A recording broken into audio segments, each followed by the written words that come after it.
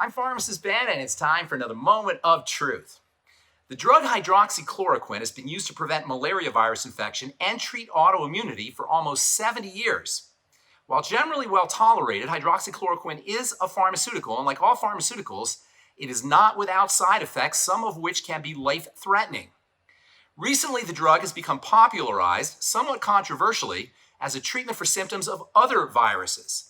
Unfortunately, how to use hydroxychloroquine for these symptoms is less well known, and while the drug's effectiveness at addressing the current so-called pandemic is up for debate, there remains a much simpler way to protect ourselves from a viral infection: lose weight.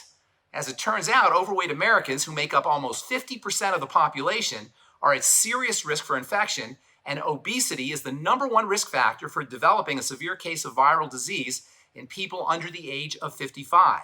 And ironically, as the so-called pandemic progresses, the weight of the average American is increasing. According to researchers, since the current crisis began in mid-March, 76% of Americans have gained up to 16 pounds. While there's no quick solution to obesity, there are things we can do to begin to drop some weight. Briskly walking up and down a set of stairs once or twice a day can help. Beginning a nutritional supplement program has an appetite suppressant effect. And get a Vitamix and drink veggie juices all day. They're tasty, nourishing, and the filling fiber will keep you from snacking and at the same time support bowel elimination and improved immunity and detoxification.